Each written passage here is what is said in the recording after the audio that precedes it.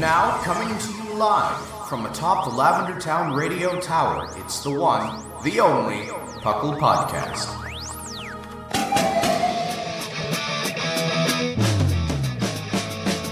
It's PUCL! PUCL! It's PUCL! PUCL! Pokemon Underground Champions League, oh yeah! PUCL! PUCL. Welcome to another episode of the PUCL Podcast. I am your host, Trainer Thatch, here today with my wonderful co-host. We've got the wonderful, as always, fluffiest Whimsicott. Ciao, PUCL peeps. And we've got the one and only Lynian. Ciao, but the other one. And welcome to the PUCL Podcast. PUCL, of course, standing for the Pokemon Underground Champions League, a nonsensical name we came up with it in 2007, where we talk everything Pokemon from the trading card game to the video game to everything in between. And, yeah, we're just going to talk about things today, and it's going to be a really good time. That's what we usually do.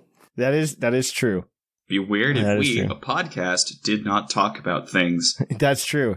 I don't know. You guys been up to anything fun? Anything good? Anything good? Well, going on?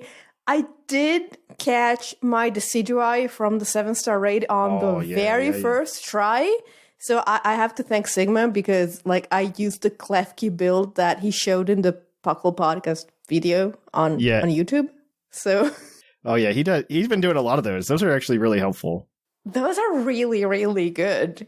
Like, I had a lot of trouble with the other ones, and this time I was like, wait, we actually have advice for this, and I followed the advice. And I didn't even follow it correctly. Like, I forgot the berry, and I still got the raid on my first try. Well, that's how you know it's good.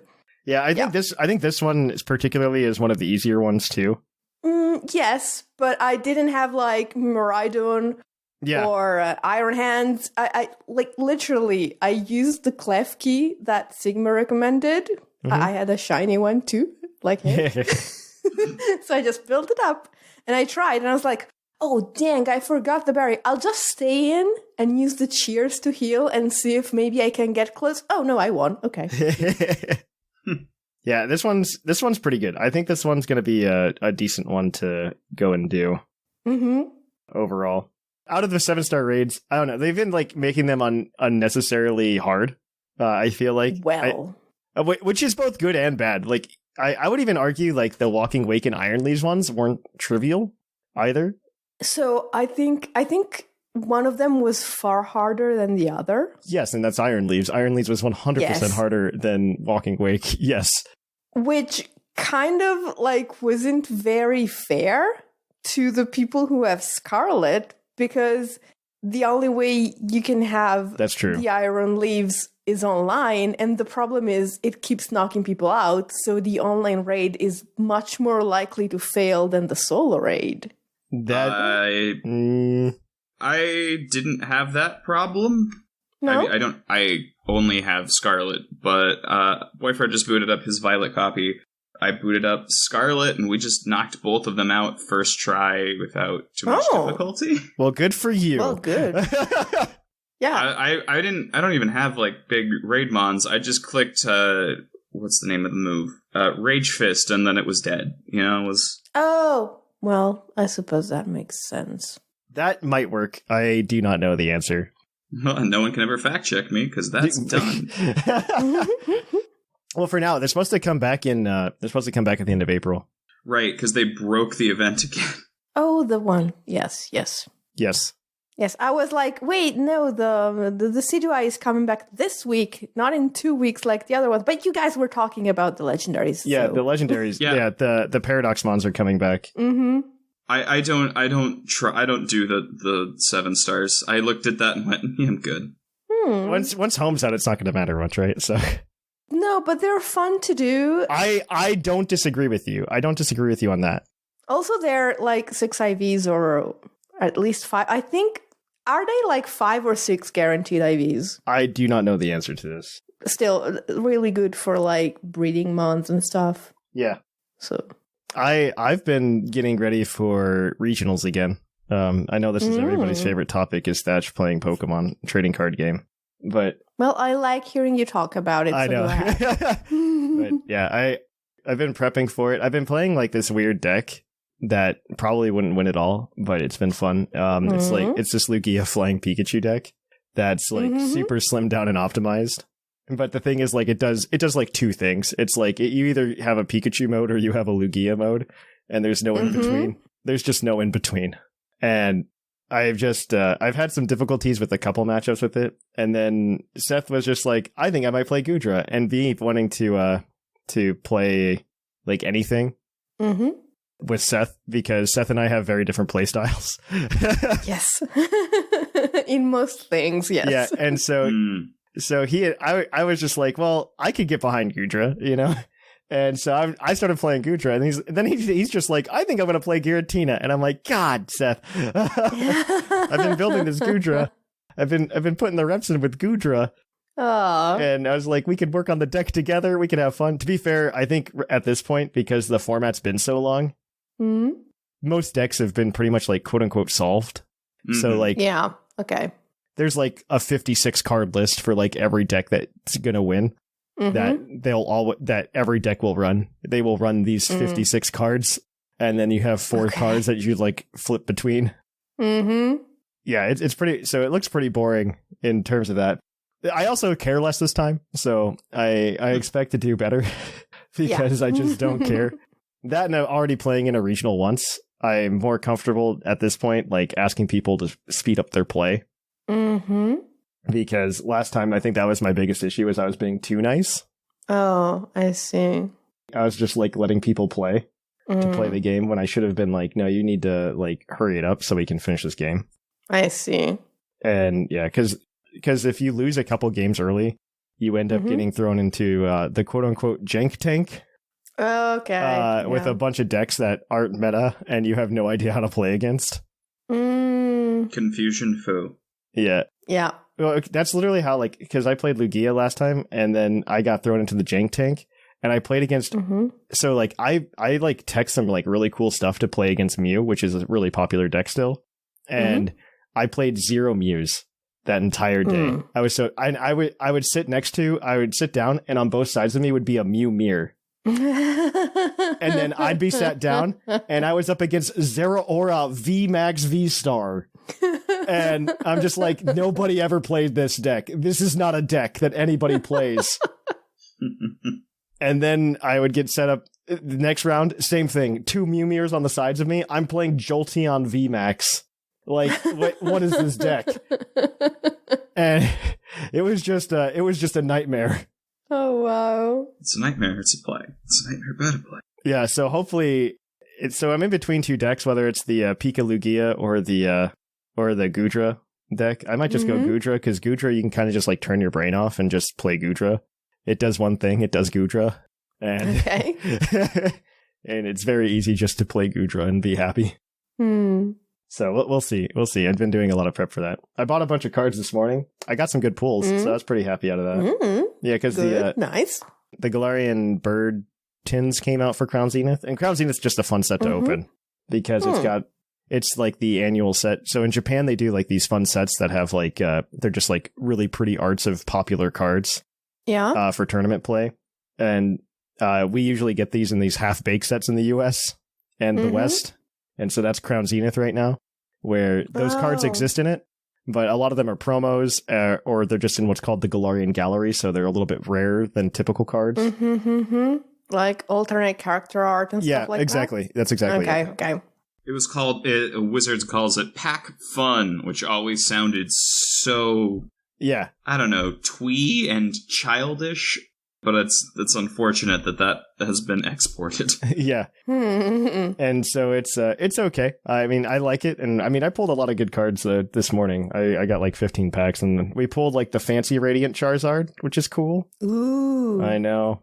But I was mostly excited about getting the promo Galarian Zapdos because I don't plan on like winning the regional. And I do plan on like dropping at some point and just going to play side events. And I want to build this like really cute deck around the Hisuian Arcanine V that uses the Galarian Zapdos, because the Hisuian Arcanine V has this ability where you can just move fighting type energy like as much as you want. Oh. And the idea is he does damage based on how much fighting type energy is attached to him. Oh, okay. And the Galarian Zapdos card helps get energy onto the board faster, because every time you play the Galarian Zapdos, you can attach up to 2 fighting energy from your hand to the Galarian Zapdos. Okay, but then the Arcanine moves them around and Arcanine goes brrr. Yep. And you just go really fast. And it's a very cute deck. It's not very good, but it's very cute. And so I wanted to build that for side events. Because this is like the last format where it's allowed, I think, or where it works, because it requires scoop up net. And this is the last tournament before rotation. And so once rotation hits, it's not gonna be viable anymore. I see. But I just want to play it once, just once. Yeah. I just want to play it and see how it goes. If I'm bold enough and like I get drunk enough the day before or something, maybe I'll play it at the tournament. Just play Hisuian Arcanine. You don't have to submit your deck list well ahead of time? No, because of the organizer that does the ones on this side of the country. They actually require deck lists not to be submitted until like 8 a.m. day of. So, and tournament starts at like 8:30. You have like up to a half hour before the game starts. I see. TCG Twitter was relaxing. like crying about this because like other organizers were trying to sync it up with VGC team inputs, which are the night before. And so TCG Twitter was like all ablaze with people going, "But what if I wanted to practice the night before?" Then do it knowing your list is set. I don't know. Exactly. They're like, what if I tested and I found something else that worked better? Yeah, it's fine. Good? Yeah, I don't know. It's fine. I have no qualms one way or the other. I just want to play and go have a good time. I like playing in the regionals because then I have something to do and people can't come and just bother me. So that's telling. Yeah. People like I have something to do and then I don't have people just like following me around. It's a good time. But we do actually, if you are going to Fort Wayne, like I'm more than happy to meet up with you guys. We actually like, I spent money. They have this thing where this would have been really nice to have at Nationals, like when we all got together, by the way. They have this thing where we paid like $100 and Seth and I just have a table that we can just go to and it's our table and nobody else can have it. It's just our table. So I paid for it so that we could just have a table to hang out at in between matches or anything else that we decide to do the whole weekend. Nice. So it's pretty cool. So if you're coming, let me know and maybe we can hang out at our table that has outlets, which is a big deal for convention centers. Those are important. Absolutely. Come and use our outlets and talk to us. But all right, there's some news to talk about, so let's go talk about some news. Let's cue some epic music.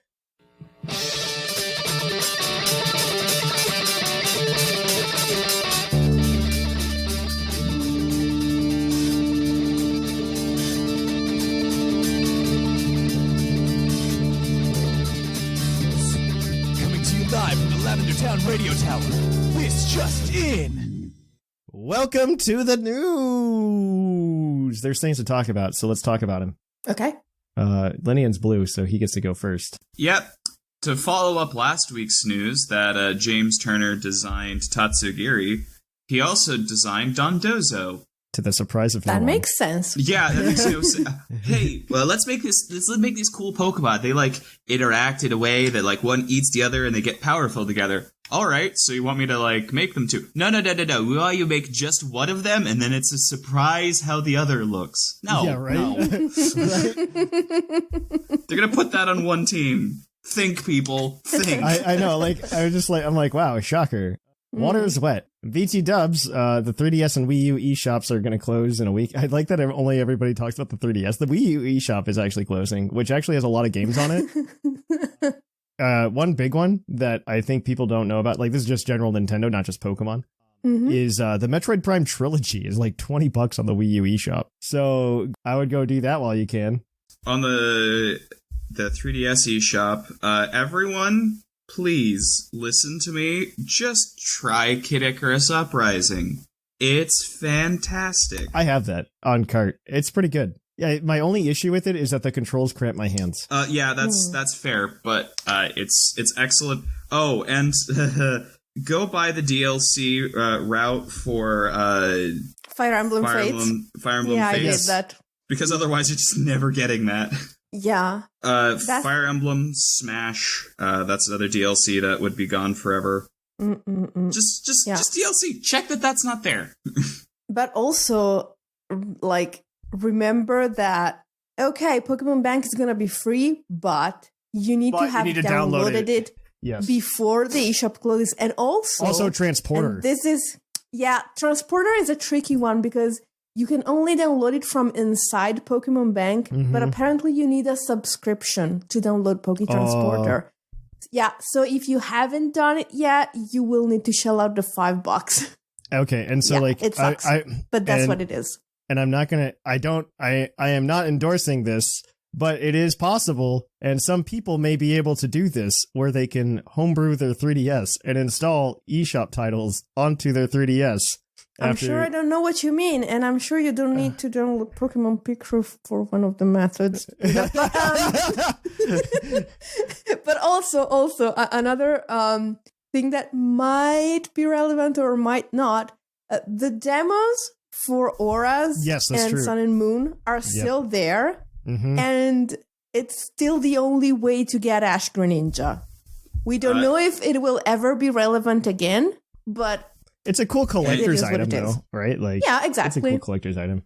I also do think it's worth it if you are that kind of person to try to get like the eShop versions of like XY Sun Moon. They're all because they cost however much, and they don't cost as much as the used ones. The used ones are actually not too bad for like I think Ultra Sun, Ultra Moon. I think for now, I do agree with you. I do agree with you there. Because I think right now, like used, I think they're sometimes still under like the $40, but I do not. That is a fading deal, and honestly, that's true. That's true. I do not disagree with you, but yeah, I think it's just something to throw out there. Yeah, I will miss the eShop. Goodbye, Sweet Prince. Yeah. And for everyone panicking, the Switch will have a similarly short lifespan. For its eShop, no. They screwed up, and another company owned part of what's going on here. Yeah, they owned the server, and so it's this is honestly sad. That's what happened with the 3DS and Wii U. I mean, a lot of things that Nintendo has issues with, it turns out are actually just like Nintendo made problems, but they are getting better. Like the Wii shop closed a few years ago, if people remember. And that was because they had done something weird with the way the Wii servers were set up. And it's just progressively getting better. Like, just remember, it's just progressively getting better. They're doing a good job. Yeah. All right. Well, let's move on to Scarlet and Violet news.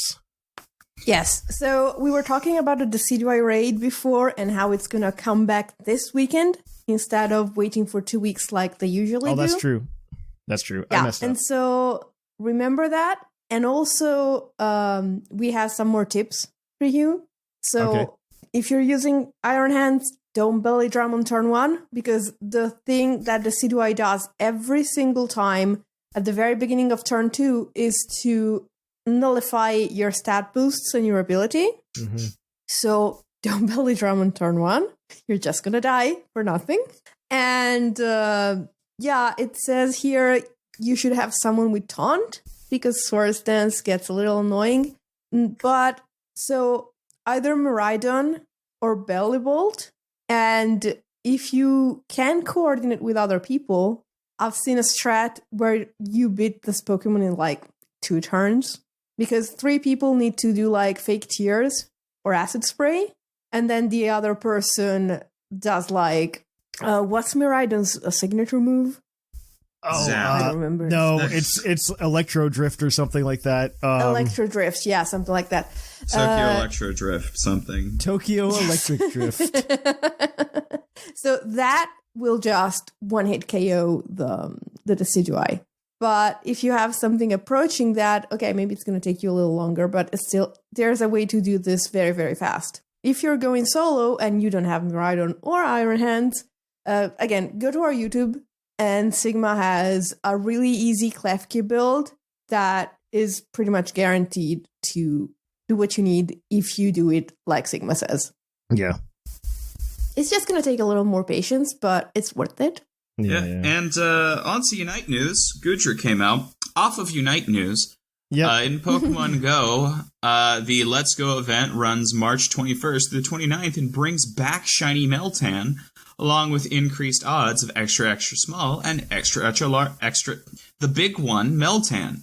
The Unova monkeys no one likes will also be available worldwide. That was not me. I don't like them, but I don't want people mad at me for something that the news doc said.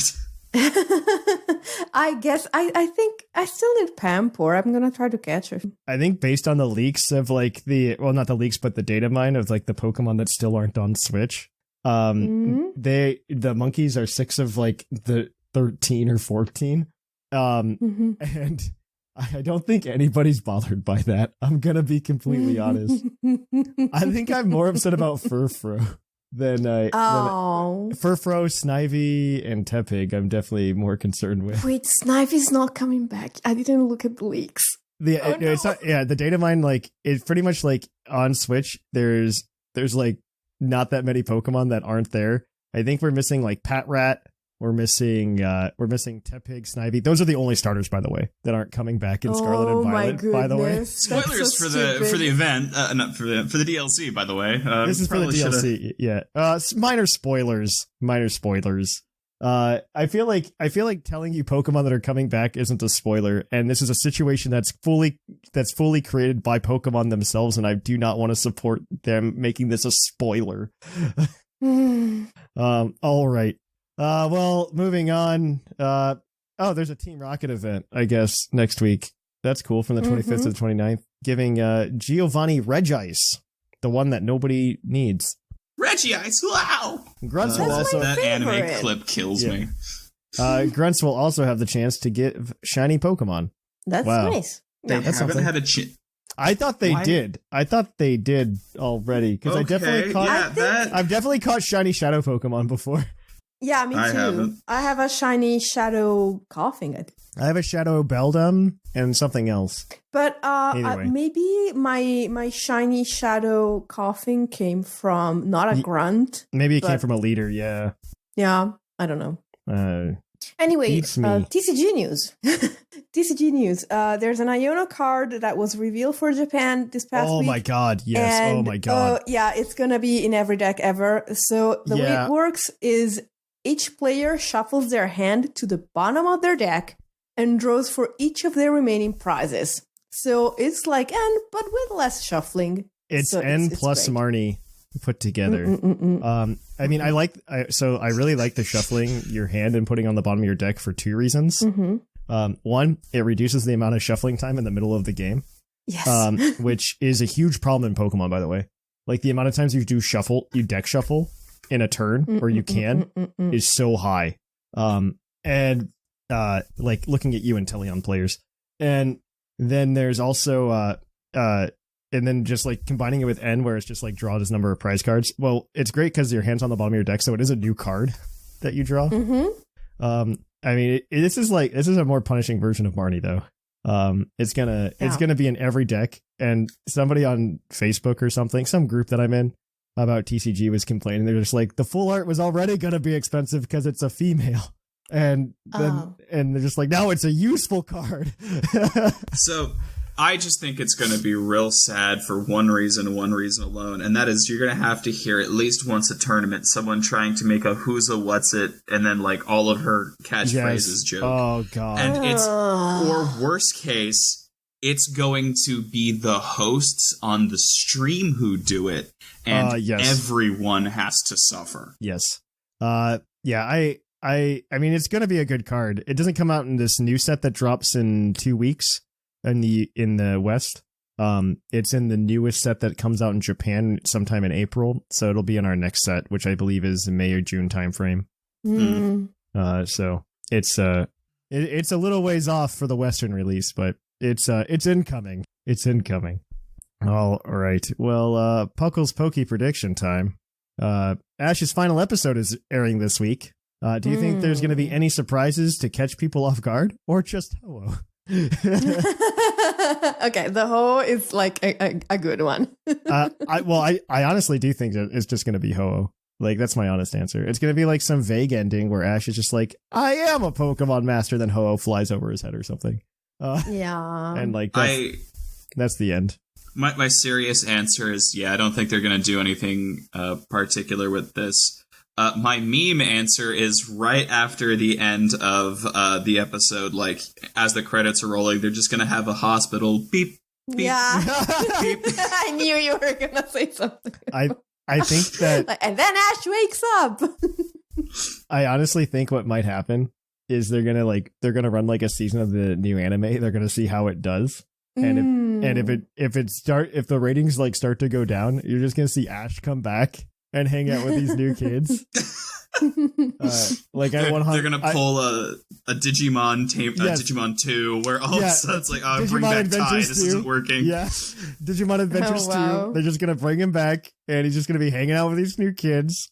It would be so hilarious if, like, in the meantime they've let him age and he like shows up with the backwards cap and the skateboard. I would love like slightly aged up Ash. Like slightly aged up Ash would be really cool. I don't think it's going to happen. I don't think they're brave enough. No. I don't think they're brave enough to give us slightly aged up Ash. Definitely not. But I think we'll get. I think there's at least going to be like one Ash cameo at some point in this anime. Mm-hmm. They got to save that though, because you can't bring that out too early, or you'll just seem insecure.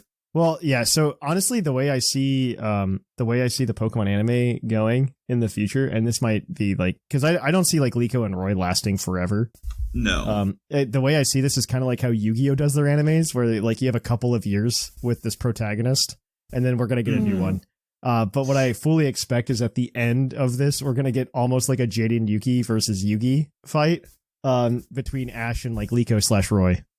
I need to ask Cole if that's funny. I have no idea what you're talking about. But at the end of Yu-Gi-Oh! GX, the second series of Yu-Gi-Oh!, Jaden Yuki is the protagonist in Yu-Gi-Oh! GX, and Yugi Moto is the original protagonist of Yu-Gi-Oh! Oh, so it's a Mount Silver fight. Yeah, they essentially, what happens is like Jaden like goes back in time or some nonsense, and they end up having a duel. And sure. So I fully expect like at the end of like this series, like we get like Ash versus Liko or something like that. And they battle it out and they have a good time. And everybody goes, oh man, that made me so happy. And that's the end of how that works. And then we get the, not the Paldea anime, we get whatever Gen 10's anime is. Yeah. Like that's fully what I expect at this point, but I could be wrong. Though Captain Pikachu gives me hope. All right. Okay. I like Captain Pikachu. He's a Pikachu with attitude. That's fine. Yeah, sure. That's definitely the part of that dude that I'm interested in. All right. Well, that's going to be it for the news. We're going to shoot it all on over to Puckle's Poke Quiz. We're going to quiz your co-host on their insane Pokemon knowledge.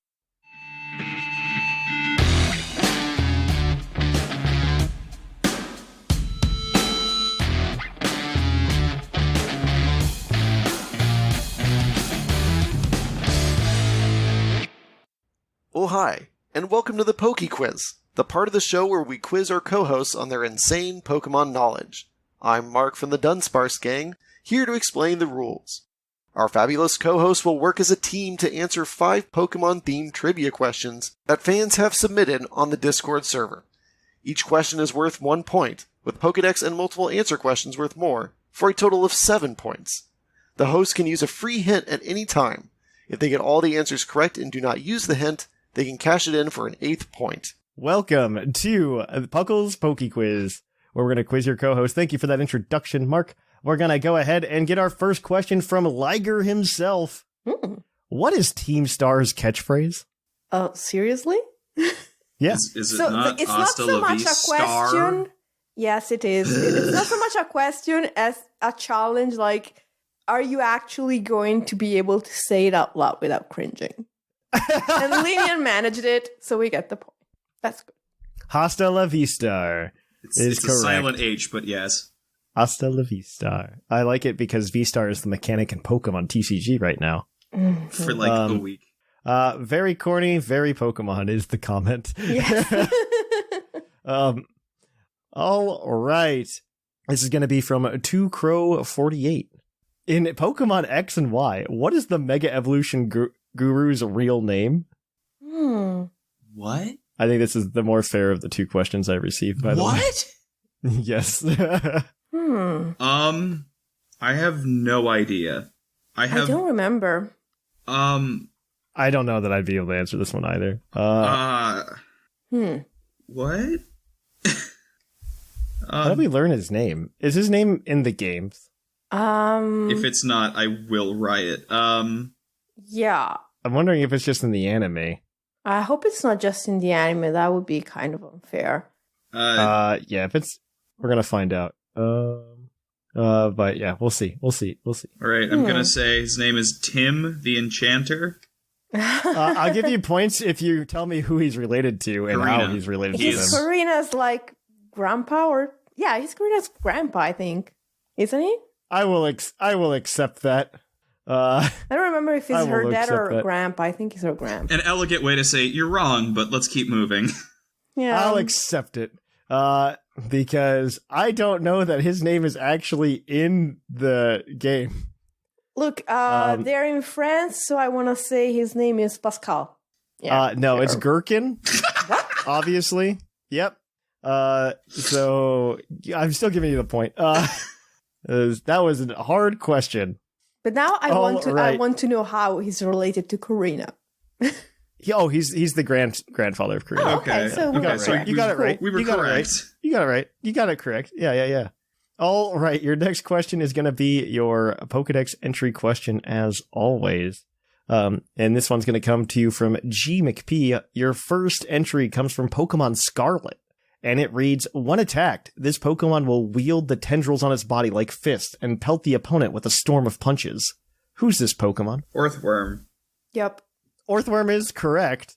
I that know is that correct. because The I read that it has tentacles and then Yeah. it attacked and I went, oh no, why? Oh yeah, it does. No. It says it's so it says that it punches. I don't think Earthworm actually learns any punching moves. Fun fact. Nah, that's sad. That would be hilarious. I don't think it actually does, which is really sad because like it would be so. Could you imagine Earthworm with like the 3 elemental punches? That would be so fun. I would love Earthworm with Mach Punch. Ooh. Yeah. The other entry was from Violet, obviously, and it reads, this Pokemon lives in arid deserts. It maintains its metal body by consuming iron from the soil. Makes sense. Wow. All right. This next one's your multiple answer question. You get up to 2 points here, because you guys are 4 for 3 right now, something like that. So we're going to go ahead and give it to you. This one is going to be from, we're going to get it from Snackard. What non-legendary and non-mythical Pokemon can have pressure as their ability? And there are 1, 2, 3, 4, 5, 6, 7, 8. Oh, 14. There are 14 of them. I'm just going to ask you for like 6. Okay. And you get 2 points. Every 3 of them, you get a point. Let's say that. That makes sense to me. Okay. Vespiquen. That seems fair. You do have to lock them in. Vespiquen lock in. Vespiquen is correct. That is one of them. Sneasel and Weavile, locking both of those in. Sneasel is incorrect. Oh, is it? Weavile is correct, though. Oh. So you have 1 strike, and you've got 2 correct. How many do we need to give? 6 for full points. 3 gets you 1 point. Okay. Honyard and Bisharp. Those 2 are correct. That gives you 4. I don't know if Okay. King Gambit has pressure.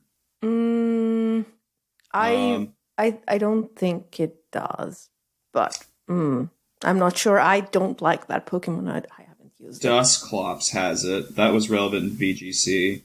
Dusk Noir as well, because they don't have Levitate. Both of those are correct. That's your 6. So I can let you struggle, I'm going to Bus, guess or I can one just give you the last ones. one, because it's just total, and I couldn't remember. Does Sneasler still keep it? Sneasler does keep it, Okay. yeah. Oh, cool. I have no Sneasler idea does what the keep other ones could be. I just know it's good enough ability in PTU. Okay. I remember if something has pressure. Yeah, so you got 7. You got 7 of the 14. So we'll give you full points. We'll give you full credit on that assignment. To Lynian, because I the- did nothing, but that's cool. Yeah, the ones that you missed Lynian. were Aerodactyl. Aerodactyl get Absol, Spiritomb, Corviknight, Whalmer, and Whale Lord. That's hilarious in so many ways. Under pressure. And then we've also got King Gambit. King Gambit does keep it. Okay. Those are the ones. Those are the 5, or not 5, but the however many you missed, 7. It's got so many ability changes. Like I didn't know. Yes. Nope. I definitely agree with you. That gives you the full credit there. We're on our last question, and it's going to be your base stat question as always. This is going to come to you from that Steve kid. I like that name a lot. Yeah, it's cool. That Steve kid. Which normal flying type Pokemon has the highest base attack stat of all normal flying type Pokemon? Cool. So is there anything that beats... It's a very specific class of Pokemon. So my first thought is Toucannon. It has high attack? It's like 120 at least. Oh, I never knew that. Well, yeah, because you never used Toucannon. Why would you? To be fair, it's only ever been in one game.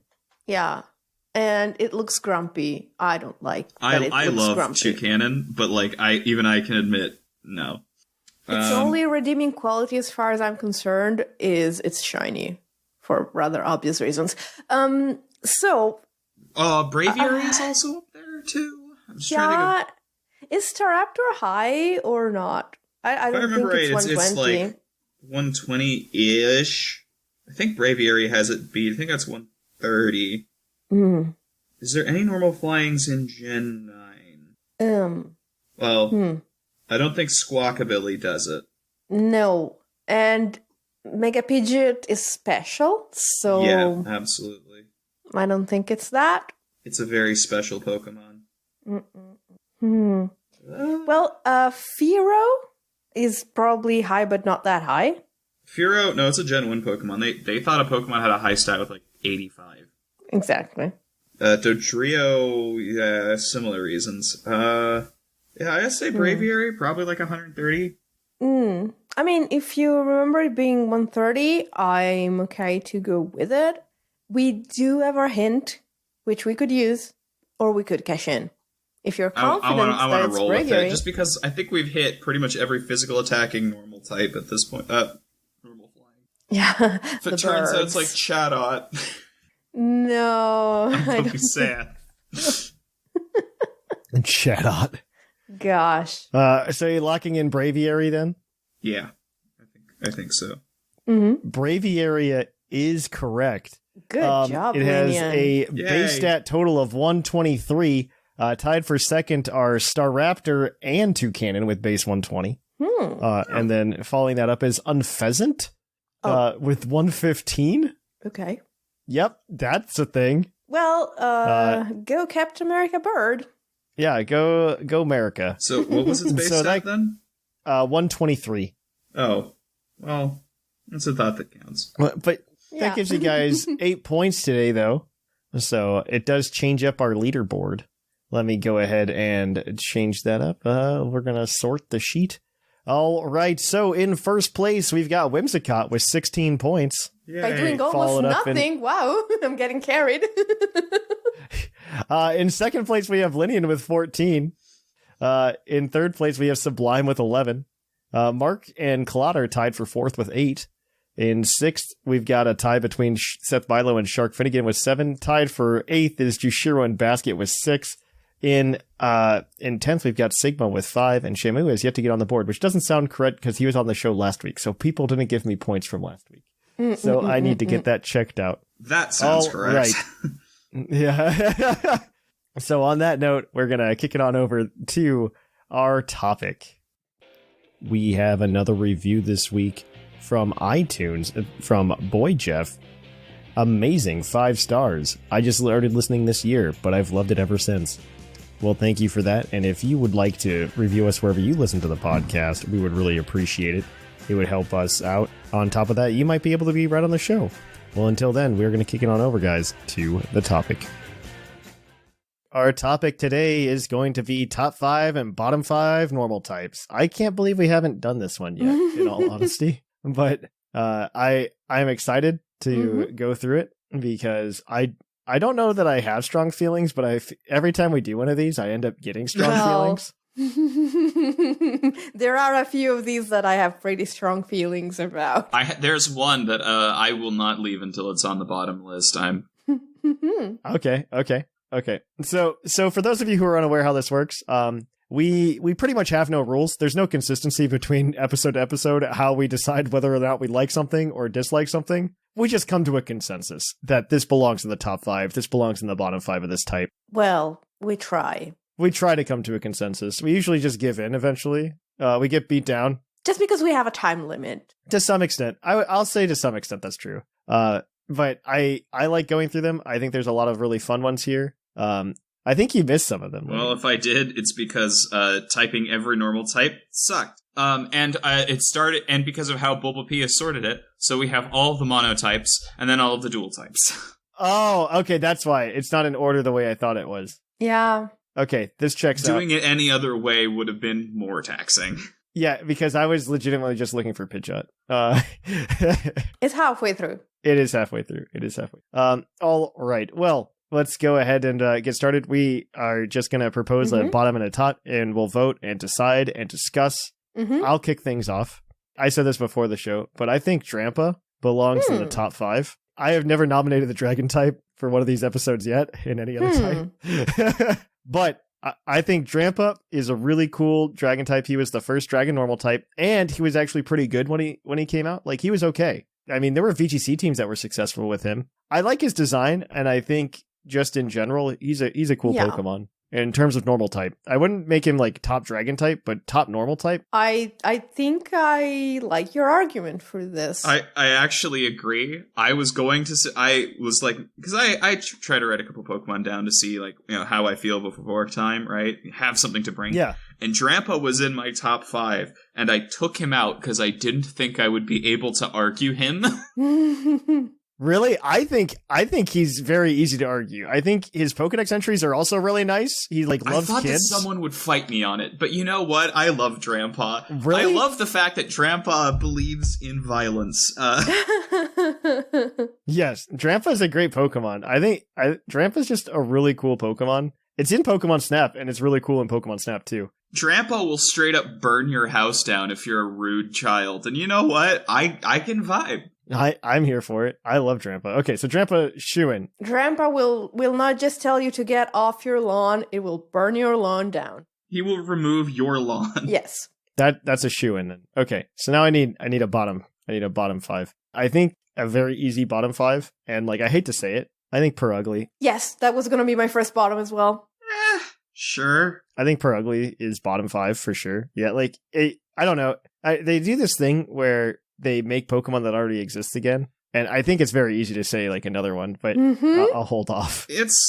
But Purugly is just like, it doesn't need to exist. Like Glameow, I think is a cute Pokemon, and we could have maybe even got something that was closer to like a Purloin Liepard, which, because Liepard's even kind of boring, but I think it's more exciting than Purugly. Yeah. Than Purugly. I think Glameow's fine. I think Glameow should have evolved into something that's more exciting. I learned one interesting thing about Purugly, which is like it's got a little girder belt tail. No. Yeah, no. I still don't like it. I'm not going to argue with this at all. Glameow is good. Purugly is bad. It's one of those things where like I would even argue like the same almost for Lechonk to Oinkologne. Okay, no, Oinkologne is too cute. I love it. I don't think it's nearly as bad. I think Purugly's a far worse like offender. Yeah, I mean, like you're not going to catch me defending Purugly. There are other Pokemon I like less, but marginally, it's not a good Pokemon. I've been replaying Pokemon Legends Arceus, and like I just really like I don't want to deal with doing the Purugly missions to complete the Pokedex. No, like it's just the one because I'm like this is an unexciting, unattractive Pokemon, and I just don't want to deal with it. Yeah. Glameow, no problem. I'll do stuff with Glameow all day. I just wish Glameow evolved into something different / better.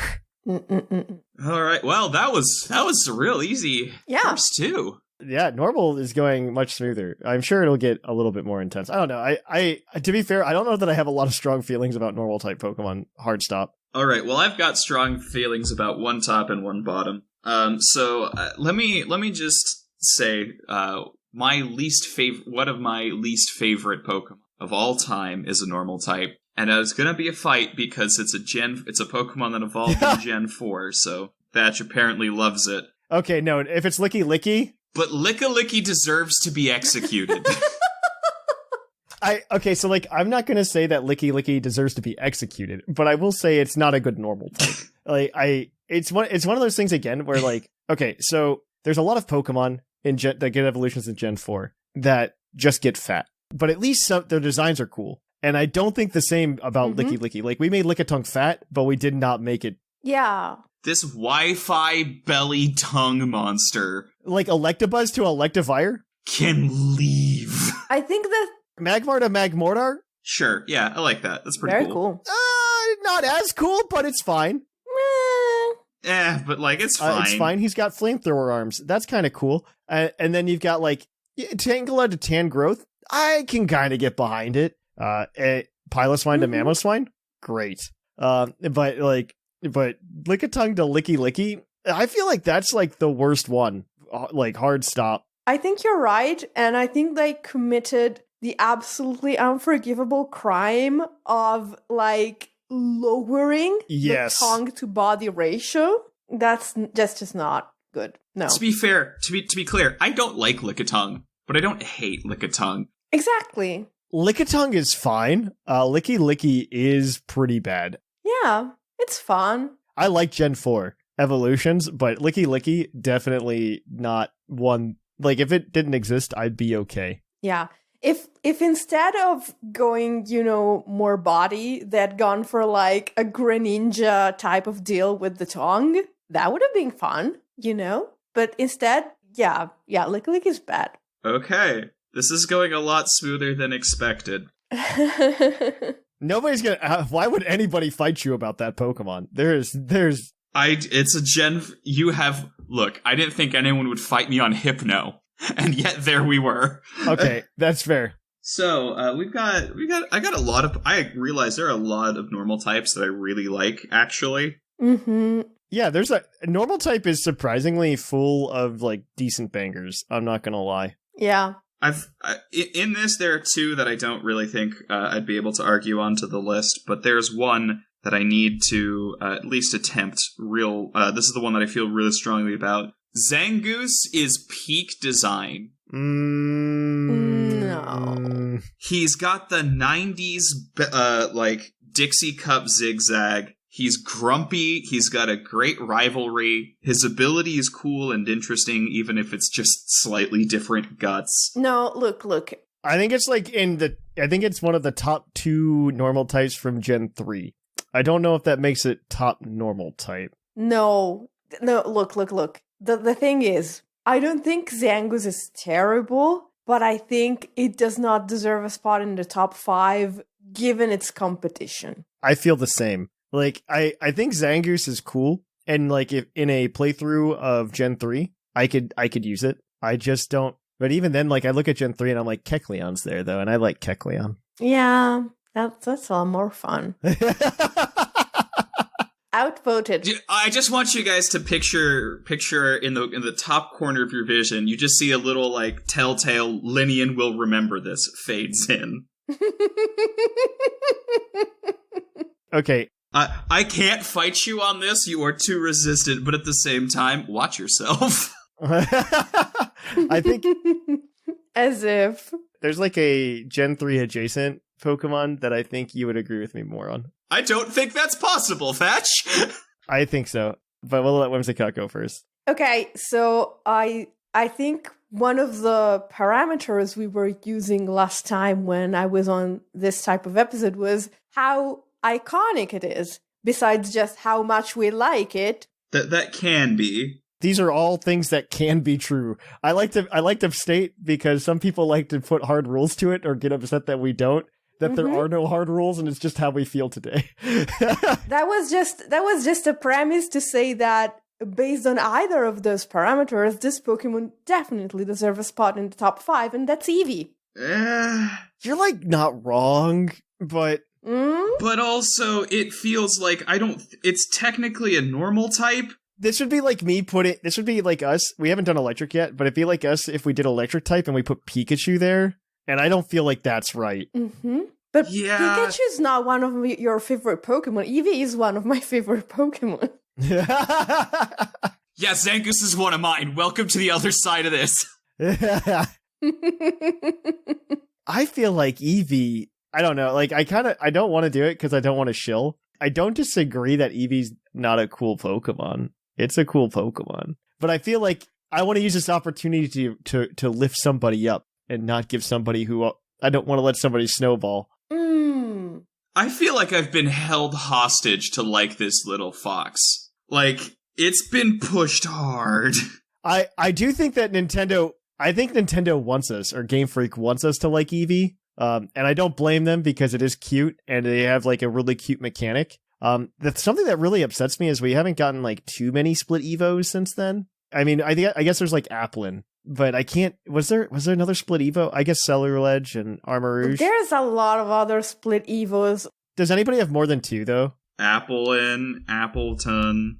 Not more than 2. No, not more than 2. I don't think. This Pokemon feels like a lot of those teenage Nickelodeon stars where it's just they really want it to happen, and sometimes it does. And sometimes it's sometimes it does, and we get an Ariana Grande, and sometimes it doesn't work, and we get a why can't I think Victoria Justice? And it's like, is she a decent actress? Absolutely. Okay. Yeah, I'm gonna go no on Eevee. I'm going no on Eevee. I can't. I just can't. I can't give it an award for existing. I understand your arguments. I still think it's fantastic, but yeah. Okay, fine. Then I'm gonna move on to my proposal for one of the bottoms, which is Gumshoes. Done. No discussion. No discussion needed. There's nothing to say. It's just boring. Yeah, they've done so many interesting. Okay, so like same gen. They like at least came up with a better idea for like a regional rat, and they literally just went like, yeah, Alolan Rattata, and that is it's not exciting, but it's more exciting than Gumshoes. Gumshoes is nothing. It is a nothing Pokemon. It's worse than nothing. It's literally worse than nothing. I'm kind of happy they're moving away from like regional rodent too, because there isn't really a regional rodent in Gen 9 like this. I mean, we have Lechonk. It's Lechonk, effectively. Well, yeah, but Lechonk's kind of like the Wooloo equivalent in my mind. Yeah. And Gen 8 had both. Oh my gosh. Yeah, and can we like skip a step and put Greedent on the bottom list as well while we're at it? I'm not against Greedent. I think there's worse offenders than Greedent. I think there's worse offenders. There are. Greedent is the epitome of like, sure, I guess. I'm just like, Greedent, I go, oh, we did this again then, huh? At least it, like, statistically was so different than the others. Like, it was usable. It wasn't... Like, it's fine. It's got enough of the... It's got some really good animations, too, with, like, the berries going everywhere. It's got decent character, I think. I think Gumshoes just didn't have character. Meh. And it was just awful in that sense. But okay. I've got a good one and a bad one. I got a good one and a bad one. Good one. And I think we can get behind this in some form, one way or the other. I think either like Galarian Zigzagoon or Obstagoon. I will take your placating Obstagoon. At least for a little while, Game Freak had this issue where they were making normal type rodents and giving them regional forms. They were just like, is this a dark type? Which I think Alolan Rattata is a cute design. I think Alolan Raticate also scares me. I think Galarian Zigzagoon and Obstagoon are both very cool Pokemon, and I like that they reference Kiss. And their shinies are really good. Their shinies are gorgeous. I like them. They were, like, bouncing on and off my top 5, so I don't have any reason to object other than pettiness. I mean, we can get a round of honorable mentions afterwards to see if we can, like, beat something. I mean, that's fine by me. Yeah, like, I'm fine. I'm good putting up. We also only have one thing in the top. And if someone has something that beats it out, we can always change. We're gonna put Obstagoon up there, okay? Okay. On the bottom, we've got, I mean, there's just so there many. Really are. The one that I really dislike is Unpheasant. I don't think Unpheasant needs to exist. It's just like, it's like the same thing as Gumshoes, but like normal type bird. Yeah. I would say Gumshoes is like the worst of the regional rodents. And I would say that that Unpheasant is the worst of the regional birds. I don't disagree. There are some Pokemon I like less, but not substantially. I mean, again, we can if we want to knock it out of the bottom 5, that's fine. Yeah, like this isn't like I was even saying that it's like I don't feel like this doesn't deserve the spot. I really don't want to fight you on this. I think it is one of the most unexciting regional birds, only because it just has no character compared to, like, we have plenty of normal flying types, as we evidenced by talking about it earlier. One better one already came out in that gen, and it was Braviary. They decided to go with Unpheasant for whatever reason. It's just, like, Pidgeot is good because it's the OG. Noctowl is fine. It's different enough. Swellow, I mean, the colors are cool, I guess. Staraptor, lots of character, lots of good moves in its move pool, stuff like that. Unpheasant, very unexciting. Talonflame, great idea. Toucanon, it's a toucan, very good. Corviknight did great. It's also not a normal type, so we don't have to worry about that. Mm-mm. And then even this gen, what do we get? We got Kilowattrel, and I think it's fine. I like it. I like it because they're doing something different like they did with Talonflame. All right. Well, I'll let you go again, Lynian, now that we're done with mine. So we have one bottom slot and 2 in the top. This is a real list. Yes. This is one of the lists of all time. I mean, this is what happens. This is the list. It's hard to come. Okay, because like normal types they're not there to like wow you, right? Like they're just there. There's one I feel. There are 2 that I want to. Okay, I'm just gonna say this because I know neither of you will jump for it. I love Indeedee, and it's great, and it's not gonna get on this list. So we're just not even gonna handle that. No, it's not getting on this list. No. I appreciate that you like to tell people that you liked it. But I think one that we can all agree, at least partially, will have to come up next because I'm realizing I can get that one in. But if if we've got slots open, I'll want Whimsicott to fight with me. Minccino and Cinccino are adorable, and they've got really cool gimmicks. Yes. I like them a lot. Yes. I don't think I can like fight you on it. I can just go, okay. They are cute. They have a competitive niche. They have really nice lore. And I think their designs for existing in a gen where they crammed 7 billion designs into a generation are actually very good. And they don't feel like, hey, this is a Gen 1 Pokemon, but lumpy. That's true. I think my favorite Pokemon of Gen 5 are the ones that are actually original. And not just like, hey, we tried to make that Gen 1 Pokemon again. All of the times they did. Minccino's a good one. They did, and they were all bad except the ones that were original, in which case they were mostly pretty good. Conkeldurr upsets me. Boldore upsets me. Hitmonlee, Throw and Sock. Mm-hmm. Whereas Whimsicott is a slam dunk. I like the colors. That's something, but they're definitely uninspiring. Yeah, Gen 5 is just full of Pokemon where they're just like, we're going to do a soft reboot by making the exact same thing again. I'm just like, oh, you didn't use something exciting. And they're like, well, we did give you a zebra. And then I got really excited. You know, not Ponyta, it's a zebra. Okay, the zebra is cool. Okay, but that's different enough, right? They didn't just like copy and paste Machamp. Okay. Mm-hmm. And then give us Machamp 2 Electric Boogaloo. No, it's an electric type. They gave me regional Ponyta, which I'm here for, right? Like, also zebras can't be domesticated like horses. So he's a wild child with his own streak, okay? Okay. So one of the least inspiring Pokemon from Gen 9. I like most of them, but this is a Pokemon that I straight up do not believe needs to exist. You look at it and it just it's at best slot filler. Shroodle. Grafai is a perfectly fine single stage. And then they gave us this ugly rat. Yeah, I don't know why Shroodle exists. I would put it on the list now because I can't think of anything to replace it with. I do agree with you, though, that Shroodle, like... Yeah. Like, Grafai feels complete, and it didn't need a pre-evo. Yes. Oh, yeah? Though Shroodle feels to me the same way, like, Cleffa and Igglybuff feel to me. You know what I mean? Where they're just like, we made it, so there was a smaller one for reason. But it doesn't even make sense. Like, Cleffa, at least, is a small Clefairy. This is a rat that becomes an Eye. Why? Yes. I'm okay with this. Yes. I would put Shroodle there. I have no complaints. So we're in top territory, I guess. Okay, so This Pokemon is incredibly cool, and I think actually its normal type is what makes it cool, and it's Hisuian Zoroark. Okay, good. Yes, agreed. Yep. Okay. Good. Okay, we're all on the same page there. Okay, good. Cool. I think it's a combination of its typing that makes it cool, but the normal type definitely... Yeah, if it had been Mono Ghost, it wouldn't have been near as cool. Yeah, Mono Ghost would have sucked. It needs the normal type. Yep. Done. I don't even know. There's no conversation here. Like, it's just a good Pokemon. No, it's just a really good Pokemon. No, it's cool. It's really good. It has an amazing shiny. I would say that every gen that they introduce a regional in, or like any game they introduce regionals in, there's always one regional that's just like, yeah, we thought this through. Yes. It's not Paldean Tauros, by the way. It's definitely Wooper. No.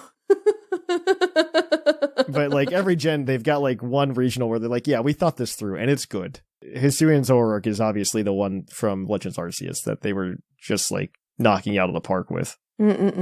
Okay, so I already know you're gonna say Greedent doesn't deserve to go in the bottom. I think what's there is worse than Greedent in the bottom 5. Okay, so this is a Pokemon that I don't think needed to exist. Okay. I'm sorry? I don't love Fearow? Yeah, I've never liked it. Okay, so I'm a Fearow defender. You too took second place. Yeah, I mean, he's second place, but like I will defend Fearow because it is a playstyle that nobody ever includes in the original Gen 1 games, because Fearow's there to be like the more offensive variant of your playthrough than Pidgeot. Mm-hmm. The game design of Gen 1 is much different than the game design of Pokemon games we get now, where it's more free flow. That makes a difference compared to Gen 1 games where they definitely thought about party composition, and they're just like, here are different choices for your party composition, and they had a lot of equivalence. What you're saying is that Fearow deserves to exist only because it existed in Gen 1. Yes. Which is something I can get behind. I wouldn't go that far, but I just think I don't hate it near as much as anything on the bottom 5 right now. Fearow is just fine. It's just fine. Okay, fair enough. I have no issues with Fearow. Yeah, I hate Unpheasant way more than Fearow. I like Unpheasant more than Fearow, but I agree that objectively, yeah, Unpheasant is, yeah. We've got a couple more top slots to fill. Just one, actually. Or one top slot. I have to make this a banger. And I don't get to complain about Delcatty. It's a mediocre Pokemon, Delcatty. Moving on. Delcatty's like, this is just like Purugly again, but I really just don't want to deal with it. We've got a Pokemon that I think that I like, and that maybe not everybody likes, but the one that got me the most excited for Gen 9 was Farigiraf, and you could not be as excited about it as I am. But Girafarig is, it's a Gen 2 Pokemon that got an evolution, so like, I don't know what you want from me. So Farigiraf is cool. It did give me some hype for Gen 9. I don't think it's top 5. Yeah, it's okay. It's like fine. I'll accept that gut punch. That's fine. Yeah, one of my top 5 favorite Pokemon of all time got a unanimous no. So yeah, deal, Thatch. Sorry. So I'm going to close this out with something that Thatch you should be super able to get on board with, which is a Gen 1 Pokemon's final evolution that was introduced in Gen 4, Porygon Z. It's not Porygon Z. He's such a good goof. Ooh. And he's so mechanically fun. He's okay. I'm not against it, but I'm not excited by it. Yeah. I have like at least another 3 or 4 Pokemon in my potential top list that I would put before Porygon Z. And I think one of the reasons is Porygon Z is really cool, but it kind of like the excitement gets diluted along its entire line. I don't feel anything for the first 2, but I really like Porygon Z, and the fact that its seizures keep scaring Professor Laventon just like sealed that, you know? That's funny, but I'm gonna go with Whimsicott. I'm gonna vote no. This is hard. I don't like this one. This one's hard. This is very hard. Okay, so I am going to I don't know what to pick one here. I still have a really long list. You should just give us your list, and then we can just... You know what? Let's do... Because I'm out. Yeah, I'm out. That tapped me. My list has stuff on it like Jigglypuff and Wigglytuff, but that's more because, iconic. But stuff that's actually like objectively good and not just stuff that is really cute and Whimsicott likes, like Furret. Claude's not here, so. Beware. Beware is interesting. Beware? You know what? I actually really like Beware. Heliolisk? I guess honorable mention, because, like, I don't really see it as a normal type, but we should mention Ditto. Anyway, but yeah, I think Beware, like Hisuian Zoroark and like Drempa, is made exciting by its normal type. Mm-hmm. It would be a boring fighting type. Exactly, it would be a boring fighting type, but its entire, like, lore thing is that it's cute and it's a plushie. So it's like, yeah, it's what children will play with. It's cute, but it actually has the strength of 1,000 men and will mess you up. So it's also a fighting type. I just like it so much. I'm not against it. I like Beware enough.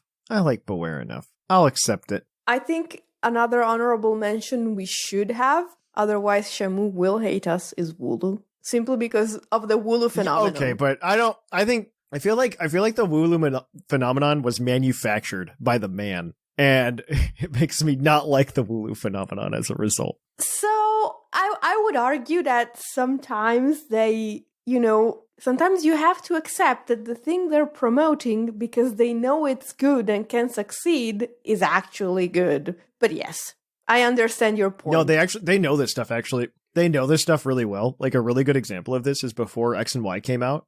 They decided to put Greninja into Smash Brothers. Yes, it's because they're like, yeah, people are going to be into this. Yeah, they just knew. They just knew it was going to be the popular one. They're aware. I know they're very aware.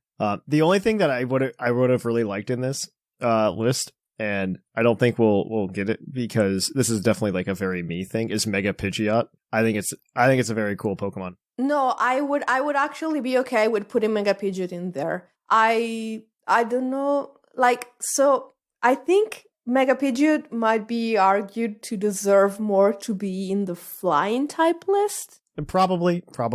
All it does is spam Hurricane. So yeah, that tracks. Yeah. It's literally the flying type of Gen 1. I agree with that. So the reason I didn't bring it up, even though I really like both Pidgeot and Mega Pidgeot, is that I put it aside for the flying type list. All right. Well, I guess this is our list now. This was a very long and arduous process compared to like other ones. It seemed like it was going to be so easy, and then... Yeah, I thought it was going to be easy. Okay, for those of you at home, our top 5 is Drampa, Obstagoon, Minccino, Hisuian Zoroark, and Beware. That is not the list I thought we would come up with, by the way. No, not at all. No. Our bottom 5 is Perugly, Licky Licky, Gumshoes, Unpheasant, and Shroodle. That is the list I expected us to come up with. Yes. If you at home have better opinions or more opinions about which Pokemon should and should not be in this top 5 and bottom 5, please let us know at puclpodcast@gmail.com. We'd love to hear from you guys. All right, but that is our list. We're going to kick it on over to the Pokemon of the episode. We'll catch you on the flip-flop. Poke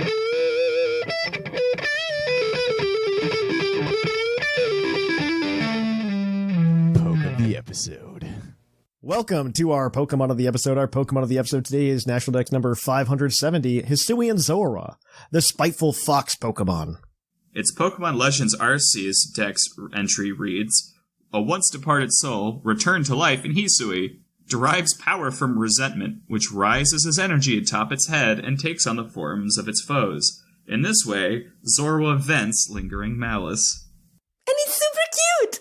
It is super cute. It's super cute, and they made the shiny good on purpose. Yes! And it's just fun. It gets illusion. It's just the same Pokemon, but better typing. It's great. Mm-hmm. Hisuian Zoroark is 100% what we should have gotten instead of original Zoroark. I am convinced to this day. I mean, original Zoroark only looks bad because you confront it with Hisuian Zoroark, but Zoroark and Zoroark are really nice Pokemon on their own. They are a lot of people's favorite Pokemon. That is true. I think regular Zoroark versus Hisuian Zoroark, there's definitely a competition there. in terms of looks. I just don't know about Zorua versus Hisuian Zorua. If the competition. See, I actually think Zorua is almost as cute as Hisuian Zoroark, whereas Zoroark compared to Hisuian Zoroark, there's just no comparison. So I think it's a matter of opinion. So you can get Hisuian Zorua, by the way, in Scarlet and Violet currently if you pre-order the DLC. Did they fix the bug on that, by the way? Which bug? That, like, it was crashing people's saves? I think it's fixed. I think it's fixed now. No, it's not. No? It's not fixed, but there's a very easy workaround. So I guess this is a good point to mention. Yeah, so please. If it did mess up your save and it says your save data is corrupted or is no longer there, you don't need to panic. What you need to do is start up a new playthrough on another profile on your Switch, save the game there, then you go back to your original profile and your save data should be there. Game design. Weird. Yep. Very weird, but that seems to be the workaround currently. Okay.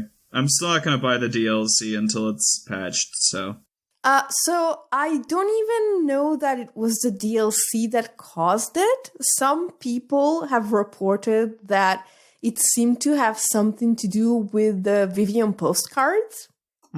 So But I've also seen people who didn't. So it's like anytime you connect the save to either modify it in any way other than saving the game, it gets broken.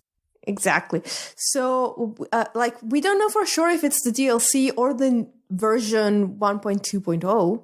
We are not, I don't think, the last I checked, this hadn't been determined with any certainty. There might be an update that I'm not aware of. What I know is that they have said if your issue was the bad egg from the raid, if you were still connected when the raids appeared, but you hadn't updated your game, and so you got a bad egg from the Iron Leaves or Walking Wake raids, they have explicitly said they are going to fix that in an update that should come towards the end of April, I believe. Whereas I don't think they have officially mentioned the save data problem, but I have heard that this workaround works. So... All right. So anyway, the Pokemon. Yeah, Hisuian Zorua is a ghost normal type. It's okay. I mean, in terms of a Little Cup, which the team is today, which I love. I love. Little Cup is my favorite. No. It is my favorite thing.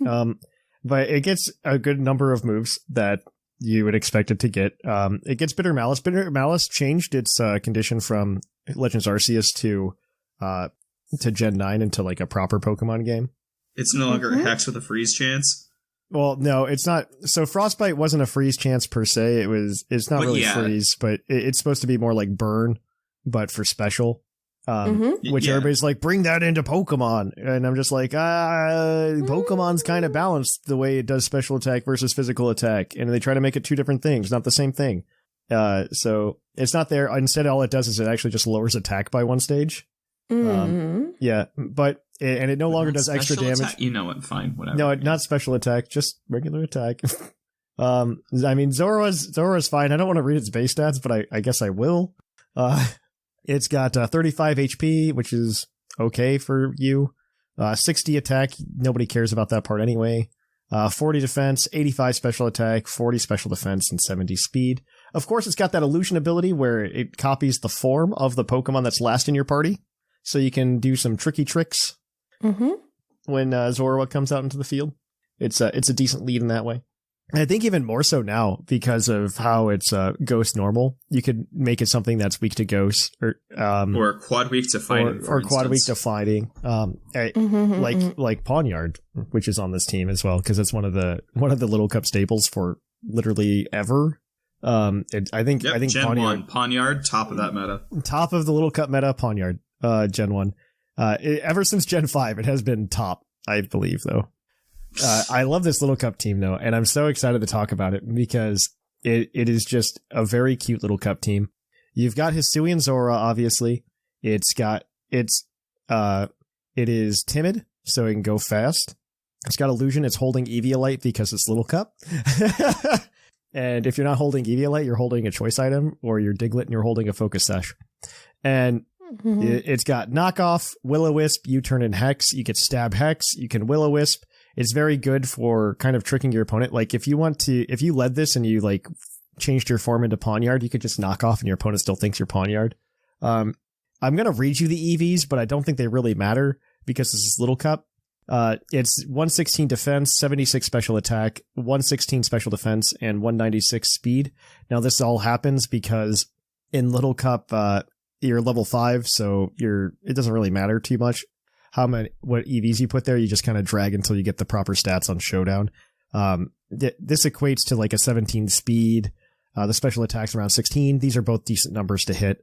I believe the highest speed you hit in the format is 20 with something like Diglett. 19 is very big. 17 is pretty run-of-the-mill, though. It's something like where Grookey is. Grookey, I guess, is not in this meta right now, and it was a terror in the Gen 8 Little Cup meta. So, well, it doesn't get the move anymore, so it's fine. Yes, so it's great. All right. Well, the other Pokemon, I said Pawniard's on this team because Pawniard has been in the Little Cup meta forever. I mean, since I've been playing Little Cup. And I don't think it's actually changed, really. There's like two versions of it you can run. This is one of them that I have run in the past. This is Pawniard holding Eviolite. It's got Defiant, which is always great because there are Intimidators. It's got Stealth Rock, so you can set rocks, so you can break sashes. Stealth Rocks also plays a pretty big role in Little Cup. Night Slash, so you can get some Dark Stab. I don't know that I like that. I might like Iron Head over that. Brick Break, so you can take on other Pawniards. That is why it's there. Sucker Punch, so you get a little bit of priority. And this has 156 attack, which equates to 17, 36 defense, 116 special defense, and 196 speed. This is a Jolly Nature, so it gives you a 16 speed, which is pretty typical for Pawniard in Little Cup. The 16 is about the speed stat. I think that's where it maxes out. All right, somebody take whatever next. Yes, I've got what's next. And it's a cute little boy with a cough and blue feet. It's Quaxley. It's holding an Eviolite. Its ability is the hidden one. It's Moxie. Its Terra type is Grass. And it's got an Adamant Nature with 76 HP, 76 attack, 76 defense, 76 special defense, and 196 speed. It's got Roost, Rapid Spin, because, that's useful, and also your Adamant. You might want to go faster. Aquacaptor and Brave Bird.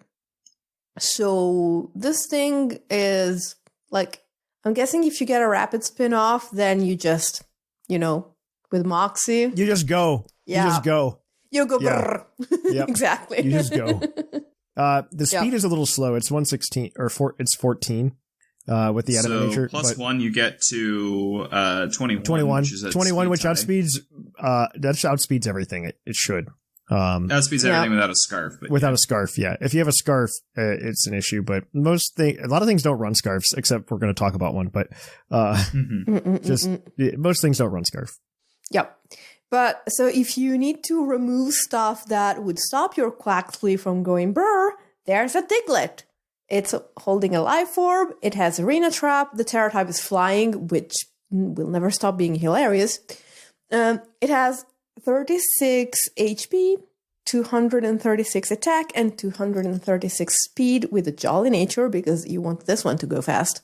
And it's running Earthquake, Rock Blast, Sucker Punch, and Substitute, which is very interesting. I like that, since it's literally made of paper. Well, so... like, other than Rock Blast, you would sometimes run, like, Rock Slide. Mm-hmm. To flinch stuff? Diglett does not have a lot of moves that it wants to run in Little Cup. It's got Earthquake and Sucker Punch. Like, those are the two moves it wants. Everything else is just bonus. Like, before Substitute, people would run, like, Memento. Oh, I see.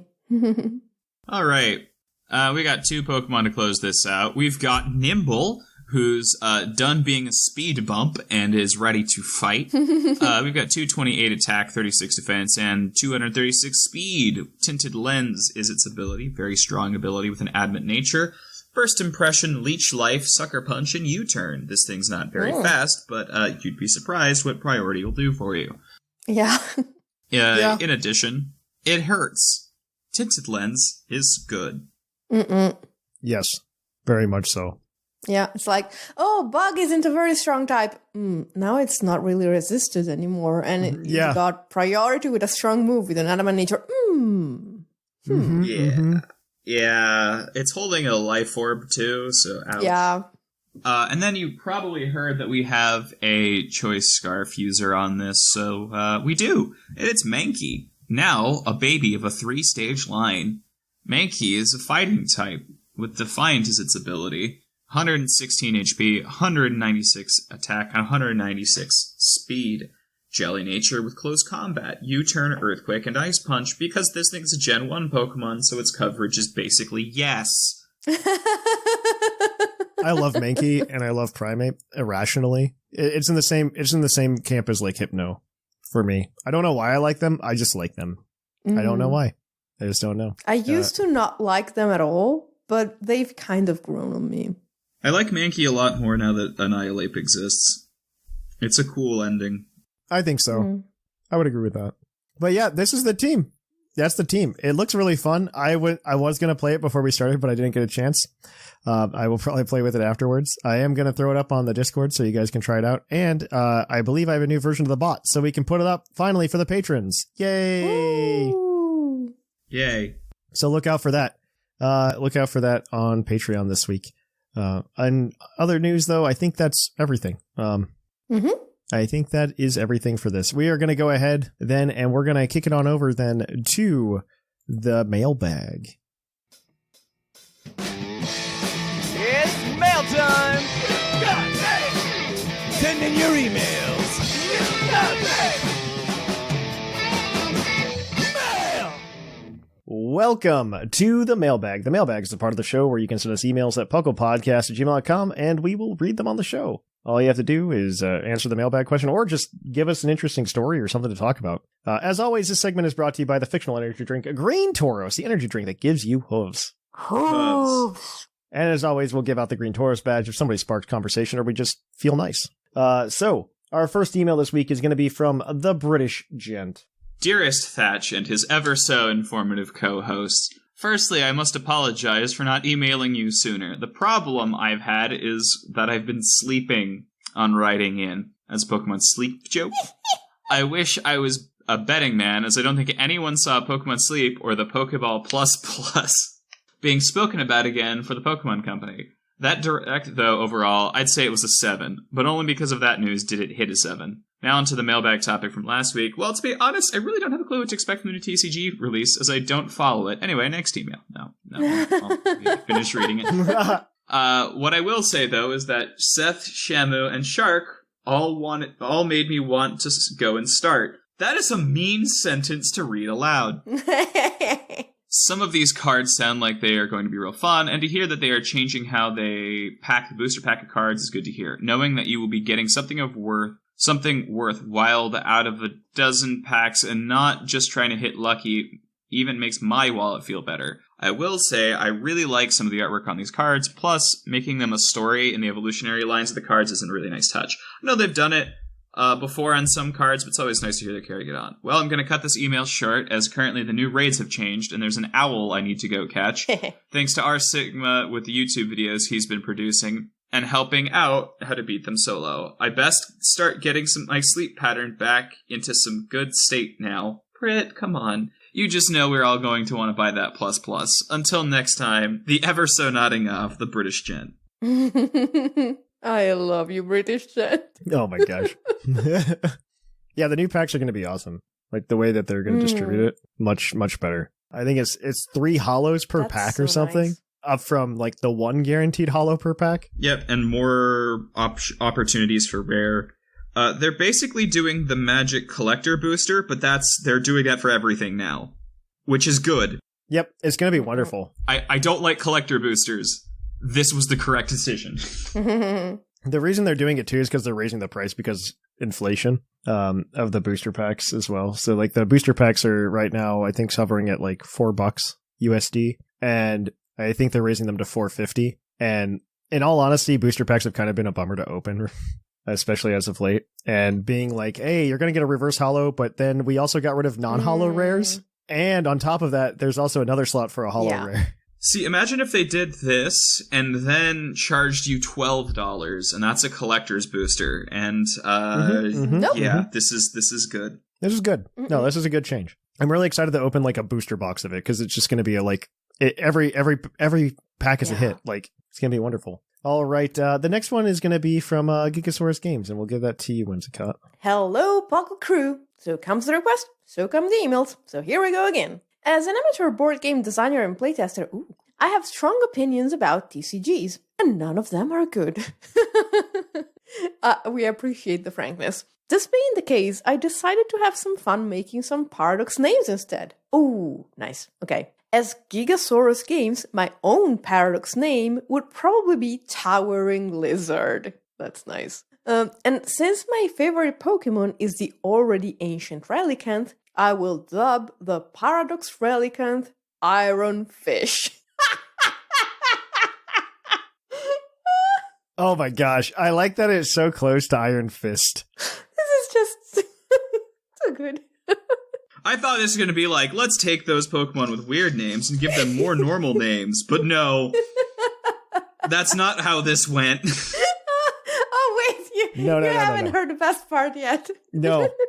No. My in-game character is the Violet character wearing their winter uniform, so his Paradox name would be Freezing Traveler.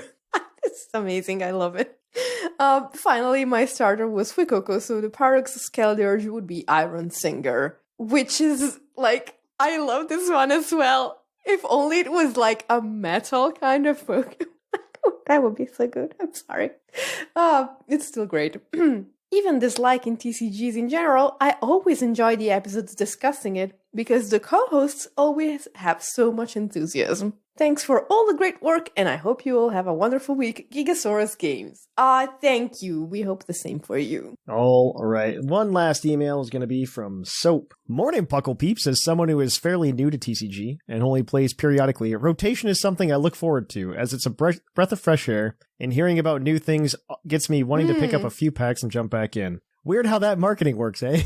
In addition, it's always fun to see new card art and how they get some cards to tie into each other in their design. I can't wait to slap something together with a TCGO deck wizard. Oh, TCGO is dead, man.